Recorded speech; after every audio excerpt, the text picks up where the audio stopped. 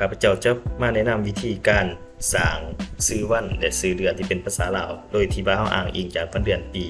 ที่เป็นตัวเลขของสากลนั้นเนาะซึ่งจะมีวิธีและขั้นตอนในนั้นมารับชมนะครับฟังไปนำกันได้เลยข้าพเจ้ามีห้องเนาะข้าพเจ้าแยกวันที่เดือนปีนี่ออกมาเป็นซื้อวันและก็ซื้อเดือนโดยที่ว่าเราบ่จำเป็นต้องพิมพ์เนาะยกตัวอย่างว่าข้าพเจ้ามีวันที่1เดือน7 2025ข้าพเจ้าจะให้มันแสดงเป็นวันก็เป็นเดือนโดยอิงตามวันที่เดือนปีนี้สำหรับวิธีการให้ทานพิมพ์วันเดือนปีหลังจากนั้นให้ทานอ้างอิงจากวันที่เดือนปีอยู่ที่ 2A ฮันเนาะให้ทานกดเข้ากราฟหลังจากนั้นให้ทานคลิกใส่วันที่เดือนปีตัวนี้เนาะหลังจากนั้นทานกด enter ตัวนี้ก็เส้นเดียวกันที่คือกันเนาะเข้ากราฟแล้วก็กดใส่ตัวนี้แล้วก็ enter วันนี้สิมาเปลี่ยนให้มันเป็นซื้อวันเนาะซื้อวันให้ทานคลิกเข้ามานี่เนาะคลิกเข้าสนิหลังจากนั้นให้ทานเข้ามาที่โฮมแล้วเข้ามาที่เครื่องหมายตัวนี้เนาะมันจะเขียนใส่ว่า number format คลิกเข้าไปวันหนึ่งหลังจากนั้นให้ทานเข้ามาที่ custom เนาะ custom แล้วให้ทานมาเปลี่ยนตัวท้ายนี้ลบตัวนี้ออกเนาะลบตัวนี้ออกแล้วให้ทานพิมพ์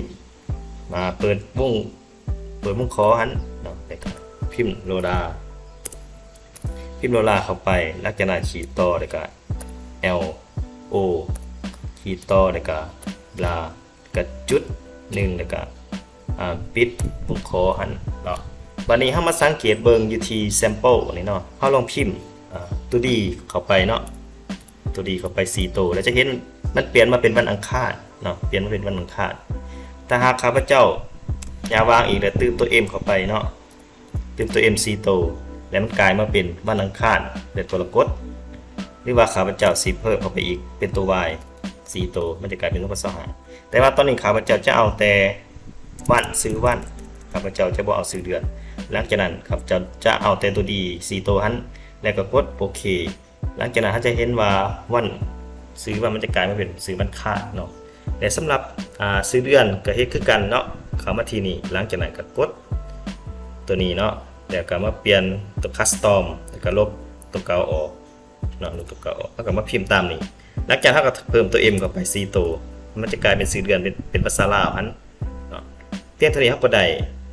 ซื้อวันแล้วก็ซื้อเดือนอิงตามปฏิทินโดยที่ว่าบ่จำเป็นต้องพิมพ์เนาะบัดนี้สมมุติว่าเฮามีการเปลี่ยนแปลงวันที่เดือนปีอยู่นี้อย่างตัวอย่างว่าข้าพเจ้าใส่วันที่25เดือน7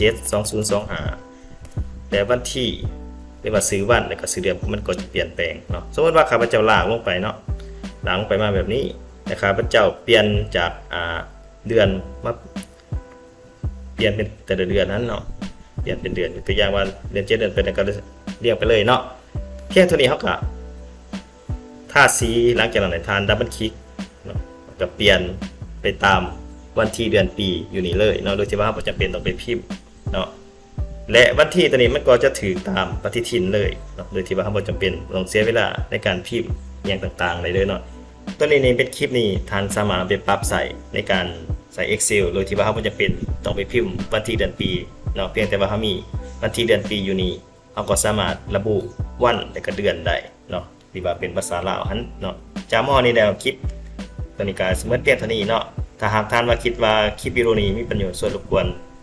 กดแชร์กดถึงใจและกดติดตามในช่องทาง YouTube และ Facebook พร้อมด้วย TikTok ประธานจะบ่พลาดคลิปวิดีโอใหม่ๆจากข้าพเจ้าจากพ่อขอบใจรายที่ให้เกียรติรับฟังตั้งแต่ต้นจนจบจากพ่อขอบใจ